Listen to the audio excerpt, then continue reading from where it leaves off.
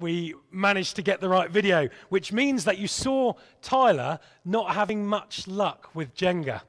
Now, he may not have had much luck with Jenga, but he did help us to think about our Bible reading for today. But sometimes it's really good to talk about the Bible reading, to be able to talk amongst ourselves. So just like we did last month in our All Age, we're going to have a bit of time to chat in our households or to think about by ourselves some questions which help us to understand what God is saying to all of us in this reading, because God speaks to us no matter what age we are. So if you're at home watching the TV and you're thinking, oh, this might not be for me, this is definitely for you. There'll be a 2-minute counter on the screen for each question, and I'd love it if you're able to comment on Facebook or on YouTube in the comments, or via WhatsApp or email if you've got those for me, with some answers or comments about what you've been discussing. Now, because there's a bit of a delay, it really helps if you can comment kind of as you go along, as you come up with answers or interesting things, rather than just after the 2 minutes. But we'll see how it goes. It worked well last week, so let's give it a go. So have your phone ready if you're commenting on your phone or your computer or whatever it might be. And the first question takes a little bit of thinking about, because the first 9 words of the reading were this: when it was almost time for the Jewish Passover.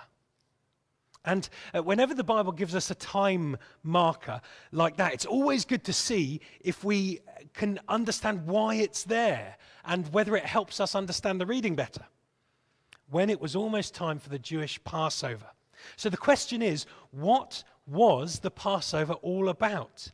And when and why did it start? What's the story behind it? So in a couple of seconds, there'll be a screen with a countdown timer and the reminder of that question. And I'd love you to have a chat amongst yourselves, or if you're on your own there, have a think and start commenting on Facebook or YouTube, and we'll check the comments and we'll have some feedback in 2 minutes. So first question.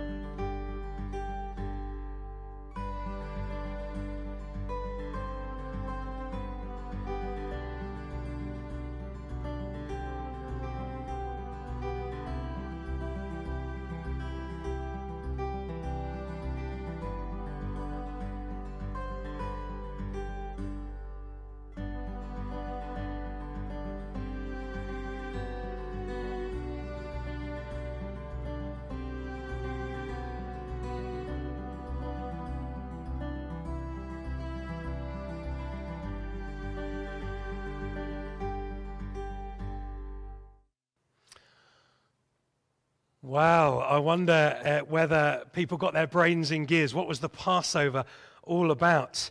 We have got a bit of a delay here, so we haven't got any comments in yet. But I hope you've had a chance to think about that and remember something about the Passover if you knew anything about it. And if not, then you could flick back to Exodus 12 in your Bibles.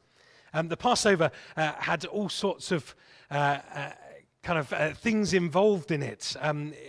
Moses is one of the key characters. In fact, we've got someone commenting Motzo's crackers. I don't know if that's because of the unleavened bread or whether that's just another comment, but you're absolutely right if so. The Passover did involve unleavened bread, and that's now how it's celebrated. That's why we have the bread that we have in communion.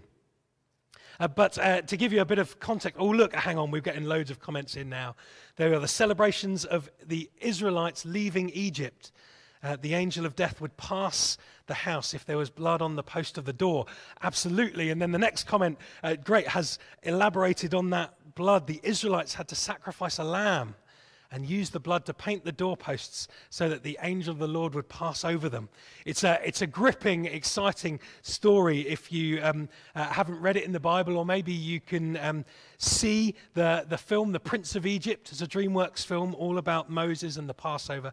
It's great, and that's what happened. The Israelites were slaves in Egypt, but God sent Moses to set them free through God's power. And absolutely, the last thing that happened in Egypt was the angel of death, and the lamb had to be sacrificed in place of the firstborn child. So the lamb died so that they didn't have to, and the Israelites escaped through the Red Sea. So that's why we have people in the temple courts in our reading today selling animals. They weren't for pets, as Tyler thought, but for sacrifices, just like the Passover lamb. Now, just like Tyler, we may think that that's not very nice, and absolutely it wasn't very nice, but that's the idea, that's the context. So, if it wasn't just the fact that animals were around that made Jesus cross, it wasn't just that there were animals there that made Jesus cross, and it wasn't that he'd lost his pocket money, as Tyler suggested. Why was Jesus cross? That's our next question. Why did he do what he did? So have another 2 minutes, chat about what's going on in that reading that we heard during the Tyler video, and why was Jesus cross? Why did he do what he did? Tyler gave us a bit of an answer. We've got 2 minutes to have a chat or a think and come back with some feedback.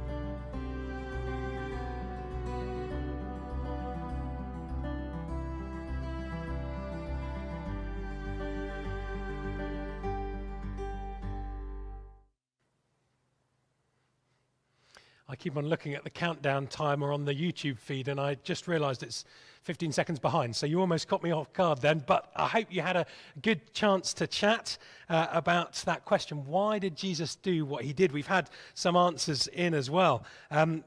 Because people had turned God's house into a marketplace. They turned God's house into a marketplace, Annalisa said, and then we've got some more answers underneath. He was angry. Jesus was angry with people because people were stopping other people getting to God, if you like. That's what Tyler was talking about. Stopping people coming to God, stopping people worshipping. The marketplace in the temple was a distraction which prevented people from worshipping God fully. The trading was stopping Gentiles from coming to God. So that's the particular people. Remember in the video, I think we heard that the Jewish people could go into other parts of the temple, but the Gentiles, the non-Jewish people, were only allowed in the temple courts. And so all of this was going on while they were trying to come to God, to worship him. The people were selling their wares required for the temple sacrifices, and they were more minded for making money, for profiteering, than the worship of God. Absolutely. All of those things together. And Jesus turned over the tables because he wanted everyone to be able to worship God freely. It's great doing things like this because all the comments make up the sermon, so I don't have to do anything. This is great. It's really good to be able to discuss at home and think at home and share our ideas. So that's absolutely right. People were being stopped from worshiping God, distracted by the marketplace, stopped because there were all these barriers in place. And so Jesus got cross. It was righteous anger. He doesn't want anyone to be stopped from coming to God. Now, imagine this. Imagine you went into your school or kind of a place of work or something like that, and you took all the displays down off the walls. Or you went into Tesco's and started rearranging all the shelves. Someone may well ask you, what gives you the right to do that? Because, of course, if you had a badge that said Tesco store manager, then you would have the right to change things on the Tesco shelves. And that's what happens in the temple courts. The Jewish people in the temple ask Jesus, they challenge him, what gives you the right to tell us what to do? What authority do you have, they say, to do what you've just done? But they don't ask for a manager badge, they ask for a sign. They say, what sign can you show us to prove your authority to do all of this? So here's the next question. So get your brains in gear. What sign does Jesus give them? And what does that mean? 2 minutes to have a think about that question.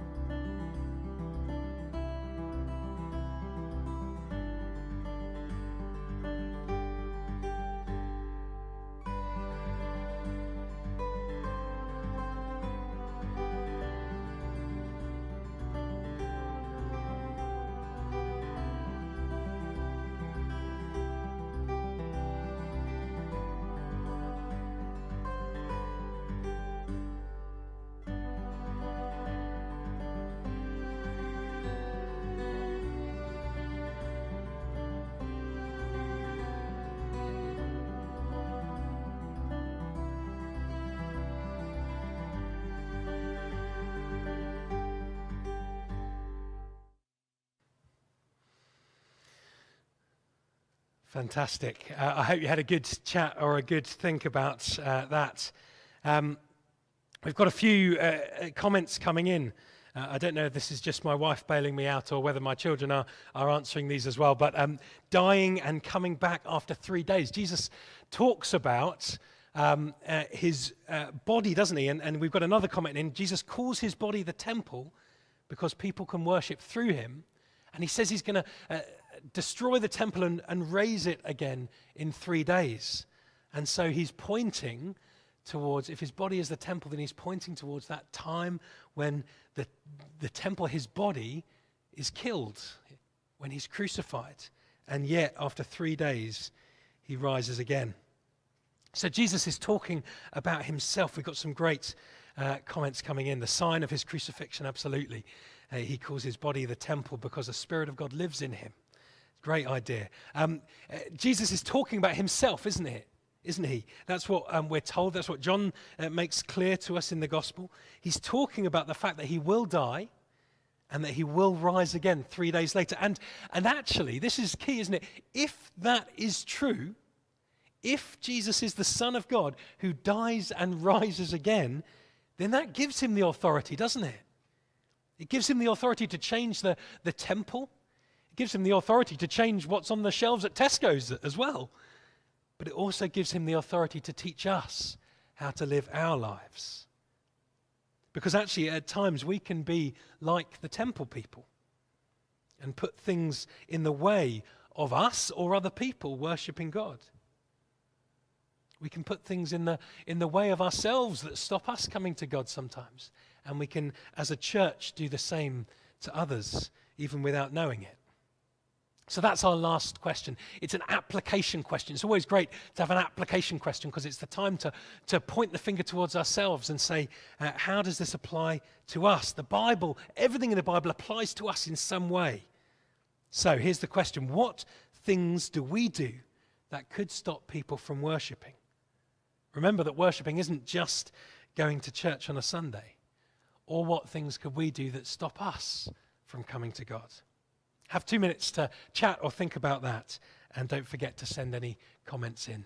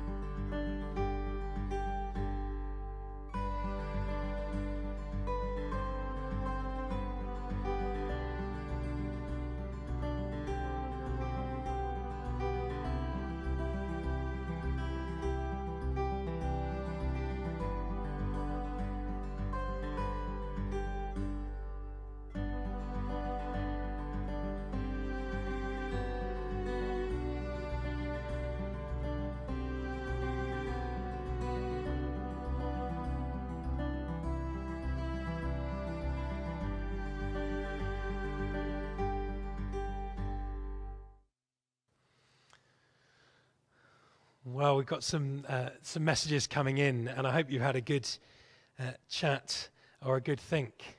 And we've got a good range of things as well, because it's a really interesting thing to think about.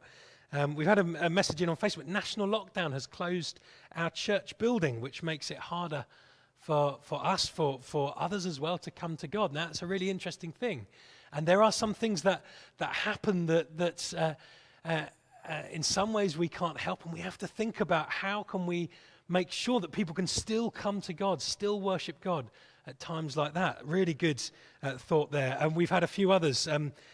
So misbehaving, I don't know whether that's Christians misbehaving, but certainly if you see kind of scandals and things like that within the church on the news, then that really can stop people coming to God.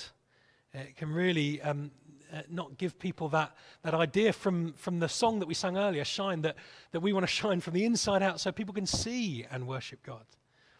Or feeling excluded from society. Maybe that's when people feel excluded, or maybe that's how in churches sometimes we can sort of make people feel excluded, or not, at least not included. Not understanding the gospel because we have not told them. The Bible says, how will they know if we have not told them? So yeah, being conscious that as a church we need to speak out about the gospel. Putting things in our way, like being more concerned about the things of the world, absolutely. Living in unkind ways and not loving. And also a huge thing can be mental health, can't it? Those things can affect the way we feel about coming to church or even thinking about God. So all really big things to think about. How as a church can we address those things? How can we reach out to people who are struggling with mental health? How can we reach out to people who are feeling excluded? And it doesn't have to be through the building. We can do that as we as a church live in our communities. Yes, no, maybe we don't always set a good example. Another great comment there. So yeah, all of those things I think are things that we want to take on board as a church.